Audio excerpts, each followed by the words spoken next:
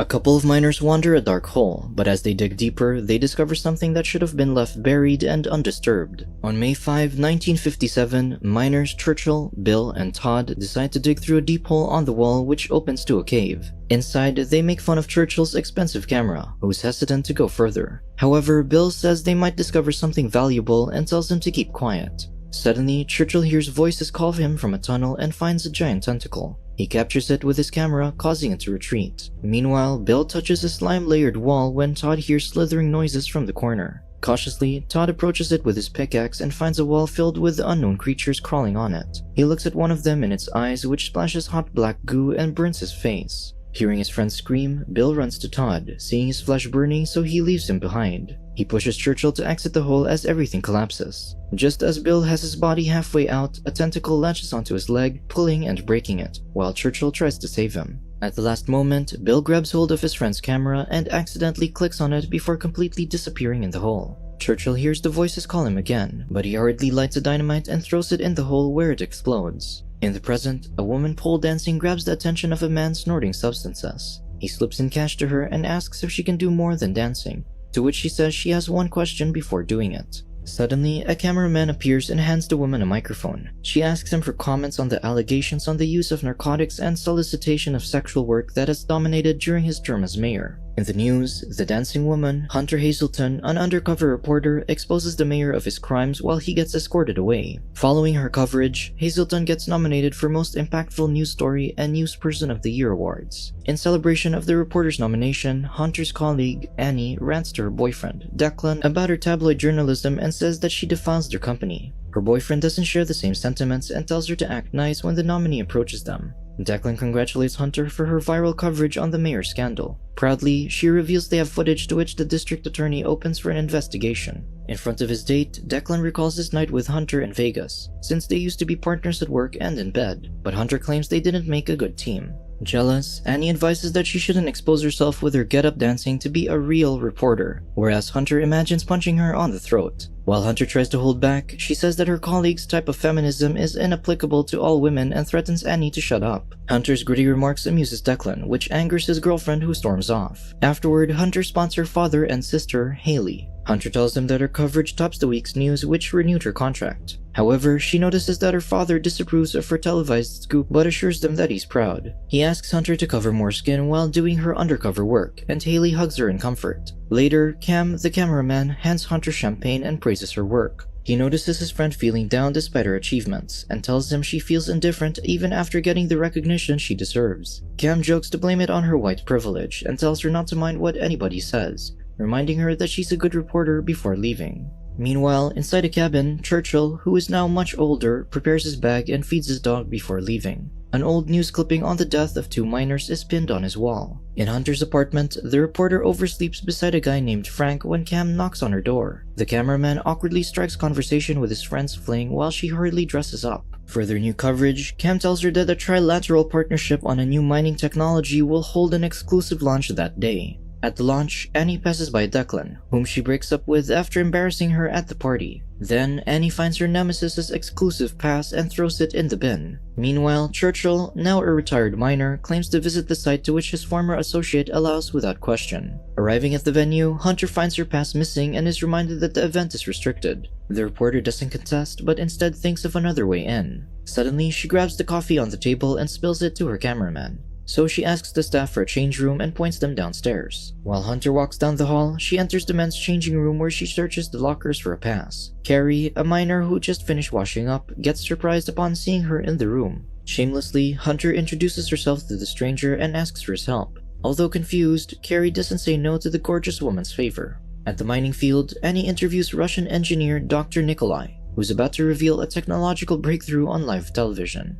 Meanwhile, Hunter thanks Carrie for showing her a way in. As she goes ahead, Carrie contemplates parting ways with the gorgeous reporter and decides to follow her. Shortly after, Hunter and Cam reach the site just in time where the demonstration begins. Dr. Nikolai explains that the machine harbors energy from the air to generate a laser. This can cut through the hardest surfaces, which will be the future of mining. With the new technology, Carrie worries about losing his job because the machine does all their work. While the machine prepares, Churchill suddenly steps in front with a gun and tells them to turn the machine off. With the cameras rolling, a hostage situation is reported live on television. Kennedy, the operator, looks at the engineer who allows to shut it down. Carrie tries to stop the retired miner but is told to step back. Churchill angrily points at the company director who did not listen to his warnings. The old miner reveals they've discovered something evil deep underground, which killed his friends. He threatens that they will unleash the devil if they continue digging on that side of the mine. Hunter cautiously asks him to tell them what he saw, but Churchill doesn't know what took his friends. Carrie eyes this distraction to disable the old man, who immediately notices. Frustrated, Churchill reveals how serious he is by showing them the explosives he attached himself into. Meanwhile, Haley drives to her dad's and turns on the news, which reports the hostage situation where her sister is at. Back in the mine, a loud, disgruntled voice calls for Churchill. Suddenly, a mysterious creature pulls a cameraman down, so the men try helping him out.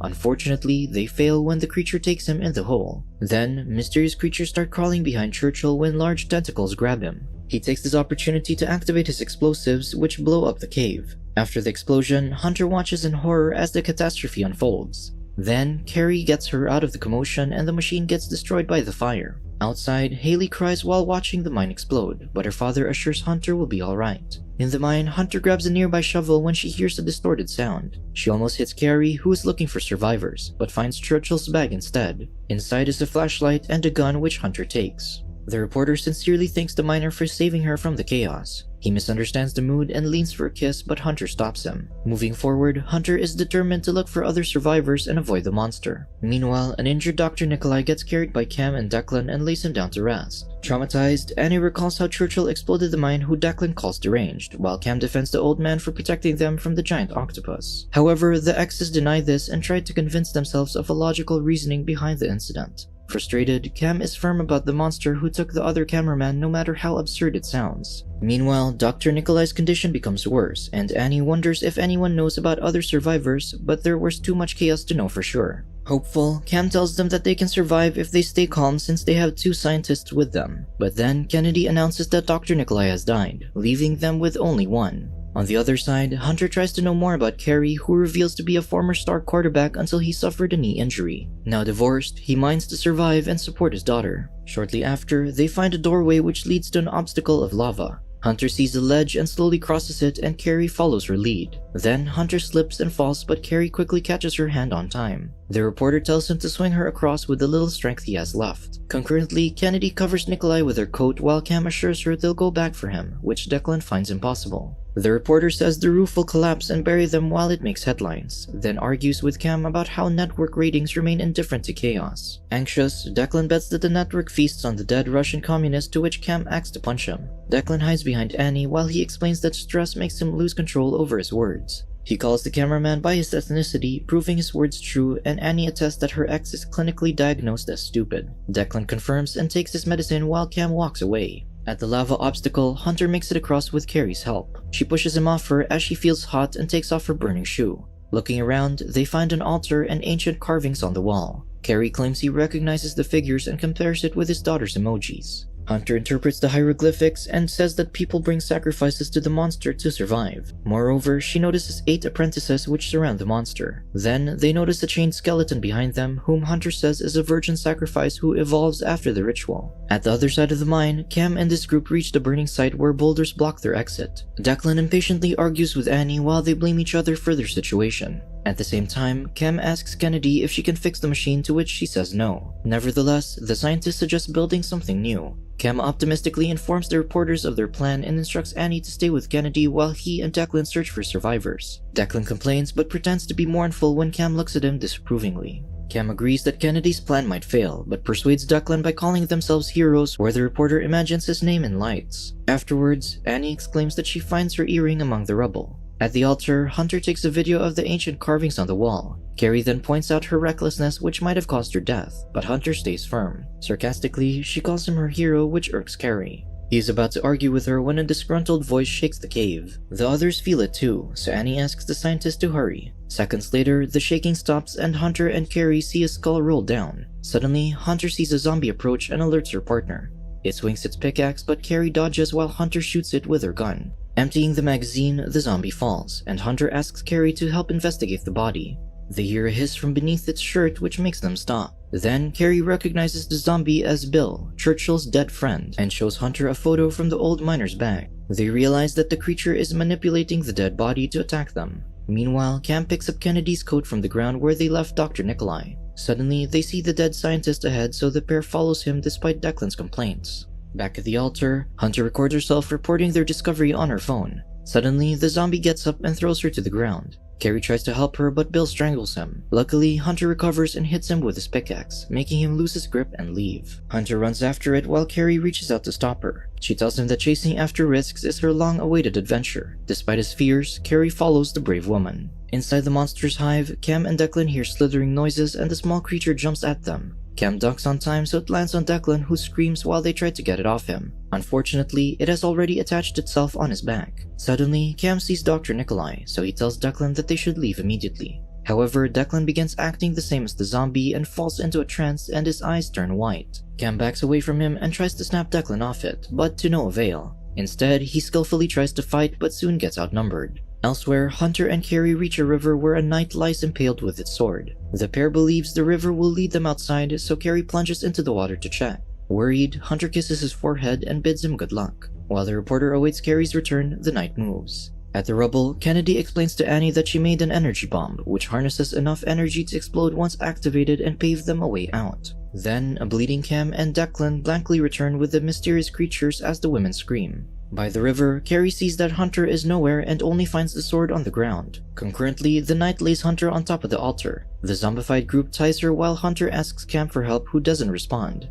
Then she asks Annie for help, who pretends to be a zombie and selfishly leaves her to be sacrificed. Suddenly, giant tentacles latch onto Hunter and infiltrate her mind. Inside her mind, Hunter bathes in blood while an enchanting voice shows her the past. Inside her mind, she sees herself chained and worshipped. Then, a knight approaches and holds his head in his hands in pain. When the woman asks to sacrifice himself, he resists and kills her instead. Still in her mind, Hunter awakes from a bloodbath and is face to face with the octopus woman. Hunter hears voices who ask her for help to conquer the world, to which she declines. Then, the voices use a memory of her father to persuade her. However, Hunter resists and finally wakes up, while Carrie slashes the ropes that binds her. Afterward, the two crawl toward the river and the octopus unexpectedly gets Carrie, so he tells Hunter to escape as it takes him. Determined, Hunter prepares and runs back to the altar where she slashes Bill's legs to disable him. Then, Hunter meets Cam, who tries to kill her. She manages to grab a skull and hits Cam, making him come back to his senses. Relieved, Hunter detaches the creature from his back and kills it. She tends to a dying Cam, who tells her about Kennedy's bomb, which is left at the site. He urges her to finish the monster, and she stabs her friend to end his misery. Outside, Mr. Hazelton angrily dismisses the media, who assumes his daughter's death. He assures that she will fight her way out, so with a tense situation, the network turns to talk to the Russian scientist's family. Back in the mine, Hunter fights the knight when half-bodied Bill holds her down. Luckily, Hunter escapes the zombie's grip where the knight accidentally beheads him. Like her vision, the knight raises his sword at Hunter. She lifts herself with the chains and skillfully kicks his iron head and kills the disorientated knight. Shortly after, while Hunter looks for Carrie, she runs into her nemesis, who begs her for help. She lets Annie come with her until Annie suddenly hits Hunter unconscious and brings her to the monster. Inside a cave, Hunter reunites with Carrie while Annie introduces them as sacrifices. She claims to have been chosen as an emissary and wears the pendant on her forehead. Courageously, Hunter threatens to activate the energy bomb in exchange of their freedom. Her plan successfully frightens the monster, which grabs Annie instead. Seeing her nemesis miserable, Hunter activates the bomb and throws it before leaving. The bomb begins to count down and Annie gets torn apart before it explodes. The survivors swim by the river just as the mine buries the ancient monster once more. They come ashore by a waterfall and celebrate their escape from a near-death adventure with a